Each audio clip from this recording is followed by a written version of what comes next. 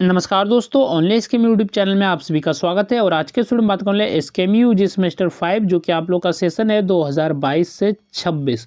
तो आज के इस वीडियो में हम लोग बात करने वाले पॉलिटिकल साइंस के मेजर पेपर 9 का सेट 1 हम लोग करने वाले हैं। तो कौन सा पेपर है? तो पॉलिटिकल साइंस का मेजर पेपर 9। तो जैसे कि आप लोगों को पता होगा, सेमेस्टर 5 में आपको 3 पेपर का एग्जाम देना है, मेजर 9, मेजर 10 और मेजर 11। ये आपका हुआ मेजर पेपर, और एक जो देना है आपको माइनर पेपर का एग्जाम देना है। और माइनर पेपर का कोड क्या रहेगा? शायद 1C रहेगा, 1C माइनर 1C। तो ये आपको माइनर पेपर और जो है मेजर पेपर 3 आपको एग्जाम देना है, और सभी तो आपका सब्जेक्टिव भी एग्जाम होना है।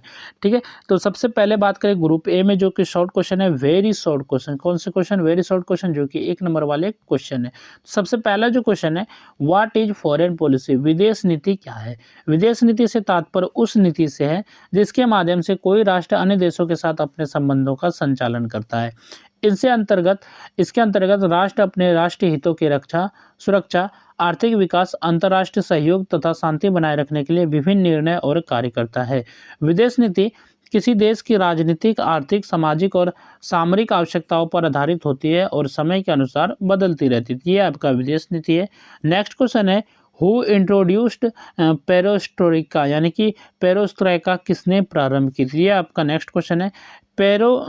पेरेस्ट्रोइका की नीति सोवियत संघ के अंतिम राष्ट्रपति मिखाइल गोर्बाचेव द्वारा प्रारंभ की गई थी। इसका उद्देश्य सोवियत संघ की आर्थिक और प्रशासनिक व्यवस्था में सुधार करना था। इस नीति के अंतर्गत अर्थव्यवस्था को अधिक खुला और लचीला बनाने का प्रयास किया गया, ताकि देश की गिरती स्थिति को सुधारा जा सके। नेक्स्ट क्वेश्चन है, what is unipolar world order? एक ध्रुवीय विश्व व्यवस्था क्या है? एक ध्रुवीय विश्व व्यवस्था से आशय उस अंतर्राष्ट्रीय व्यवस्था से है जिसमें विश्व की अधिकांश राजनीतिक, आर्थिक और सैन्य शक्ति केवल एक ही देश के हाथों में केंद्रित होती है। शीत युद्ध की समाप्ति के बाद संयुक्त राज्य अमेरिका एकमात्र महाशक्ति के रूप में उभरा, और उसी के प्रभाव से एक ध्रुव विश्व व्यवस्था का विकास हुआ। इसके बाद नेक्स्ट क्वेश्चन है, व्हाट इज नाटो? नाटो क्या है? नाटो का पूरा नाम नॉर्थ अटलांटिक ट्रीटी ऑर्गेनाइजेशन है। यह एक सैन्य संगठन है जिसकी स्थापना 1949 में की गई थी। इसका मुख्य उद्देश्य सदस्य देशों की सामूहिक सुरक्षा सुनिश्चित करना और किसी भी बाहरी आक्रमण से उनकी रक्षा करना है। शीत युद्ध के दौरान नाटो की भूमिका विशेष रूप से महत्वपूर्ण रही। इसके बाद नेक्स्ट क्वेश्चन है, व्हाट इज ब्रिक्स? ब्रिक्स क्या है? ब्रिक्स 5 उभरती अर्थव्यवस्थाओं का एक अंतर्राष्ट्रीय समूह है, यानी कि एक ग्रुप है, जिसमें ब्राजील, रूस, भारत, चीन और दक्षिण अफ्रीका शामिल है।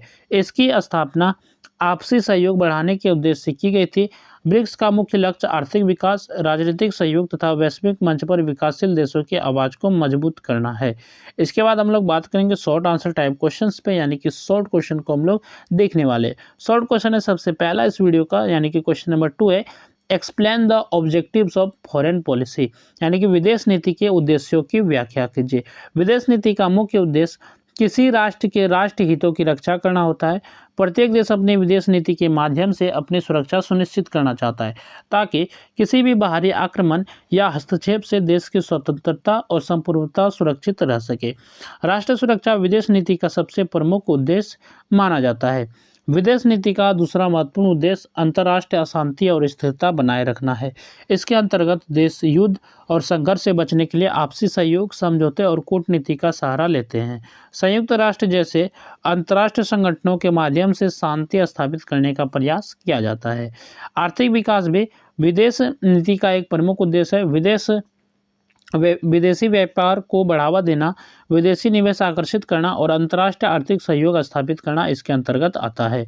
इससे देश की अर्थव्यवस्था मजबूत होती है और नागरिकों का जीवन स्तर बेहतर होता है। विदेश नीति का एक अन्य उद्देश्य अंतर्राष्ट्रीय स्तर पर सम्मान और प्रतिष्ठा प्राप्त करना होता है। कोई भी राष्ट्र चाहता है कि उसे विश्व समुदाय में एक जिम्मेदार और प्रभावशाली देश के रूप में पहचाना जाए। इसके साथ ही सांस्कृतिक संबंधों का विकास, तकनीकी सहयोग और वैज्ञानिक आदान प्रदान भी विदेश नीति के महत्वपूर्ण उद्देश्य है। नेक्स्ट जो आपका शॉर्ट क्वेश्चन है, right A short note on glasnost, यानी कि ग्लासनोस्ट पर संक्षिप्त टिप्पणी लिखी थी। यह आपका शॉर्ट क्वेश्चन है, जो कि ग्लासनोस्ट पे आपको क्या करना है? टिप्पणी लिखना है। तो ग्लासनोस्ट सोवियत संघ में अपनाई गई एक महत्वपूर्ण राजनीतिक नीति थी, जिसका अर्थ है खुलापन या पारदर्शिता। इस नीति को 1985 के बाद सोवियत संघ के राष्ट्रपति मिखाइल गोर्बाचेव द्वारा प्रारंभ किया गया। ग्लासनोस्त का मुख्य उद्देश्य सोवियत राजनीतिक व्यवस्था में पारदर्शिता लाना और जनता को सरकार के कार्यों में भागीदारी का अवसर देना था। ग्लासनोस्त के अंतर्गत सरकार द्वारा लगाए गए कड़े प्रतिबंधों को धीरे धीरे हटाया गया। अब व्यक्ति की स्वतंत्रता को बढ़ावा दिया गया और प्रेस को अधिक स्वतंत्रता प्रदान की गई। लोगों को सरकार की नीतियों की आलोचना करने और अपने विचार खुलकर व्यक्त करने का अधिकार मिला। इससे पहले सोवियत संघ में इस प्रकार की स्वतंत्रता बहुत सीमित थी और इस नीति के कारण ऐतिहासिक घटनाओं, राजनीतिक गलतियों और प्रशासनिक कमजोरियों पर खुली चर्चा होने लगी। भ्रष्टाचार, नौकरशाही और सत्ता के दुरुपयोग जैसे मुद्दे सामने आए।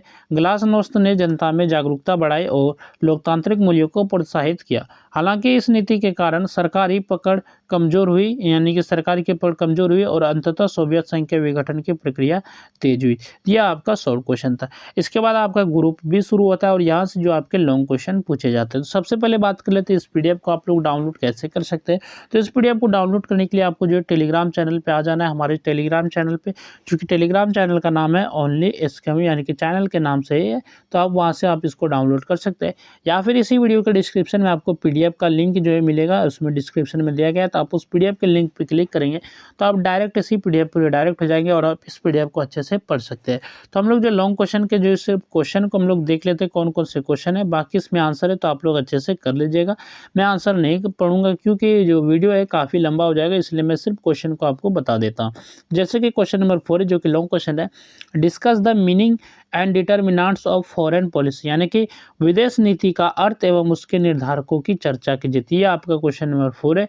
नेक्स्ट क्वेश्चन है आपका question number 5, explain the causes of the end of cold war, यानी कि शीत युद्ध की समाप्ति के कारणों की व्याख्या कीजिए। ये आपका क्वेश्चन 5 है। नेक्स्ट क्वेश्चन है question number 6, analyse the collapse of the Soviet union, यानी कि सोवियत संघ के पतन का विश्लेषण कीजिए। ये आपका क्वेश्चन नंबर 6 है। नेक्स्ट आपका लॉन्ग क्वेश्चन है question number 7, examine major issues in US foreign policy after cold war, शीत युद्धोत्तर काल में अमेरिकी विदेश नीति के प्रमुख मुद्दों का परीक्षण कीजिए। ये आपका क्वेश्चन नंबर 7 है जो कि लॉन्ग क्वेश्चन है। इसके बाद नेक्स्ट बात करें तो क्वेश्चन नंबर 8 है, discuss the nature of Russian foreign policy in the post cold war era, शीत युद्धोत्तर काल में रूसी विदेश नीति की प्रकृति की चर्चा कीजिए। ये आपका क्वेश्चन नंबर 8 है। इसके बाद लास्ट जो क्वेश्चन है सेट का, यानी कि सेट 1 का, explain emerging centres of power in the post cold war world, शीत युद्धोत्तर विश्व में उभरते शक्ति केंद्रों की व्याख्या कीजिए। ये आपका जो है क्वेश्चन नंबर 9 है जो कि लॉन्ग क्वेश्चन है आपका। तो इस तरह मैंने टोटल जो है ये सेट 1 को कंप्लीट कर लिया। तो आप लोग जो इस वीडियो को अच्छे से आप देख सकते हैं और जो बाकी ये पीडीएफ आप डाउनलोड करके आप लॉन्ग क्वेश्चन को भी अच्छे से कर सकते हैं। तो आप लोग हमारे चैनल पर नए हैं तो चैनल को भी सब्सक्राइब कर दीजिए। जैसे कि सब्सक्राइबर जो 1000 के काफ़ी करीब है, तो आप लोग इस सब्सक्राइबर के टारगेट को जल्दी से कंप्लीट करिए। तो मैं ज़्यादा वीडियो में नहीं बोलता, लेकिन आप लोग जो जल्दी से सब्सक्राइब कर देंगे तो अच्छा होता है मेरे लिए, ठीक है, ताकि जो और नई जो वीडियो उन्हें बनाने के लिए मोटिवेशन मिलता है। इसलिए आप लोग जो सब्सक्राइब भी कर लिया कीजिएगा जिसने अभी नहीं किया है। तो चलिए फिर मिलते हैं नेक्स्ट वीडियो में। इस वीडियो में बस इतना है। नेक्स्ट वीडियो में हम लोग बात करेंगे सेट 2 के, सेट 3 के। तो इस तरह हम लोग जो एक सेट के एक वीडियो करके कंप्लीट करेंगे। तो चलिए फिर मिलते हैं नेक्स्ट वीडियो में। इस वीडियो में बस इतना है।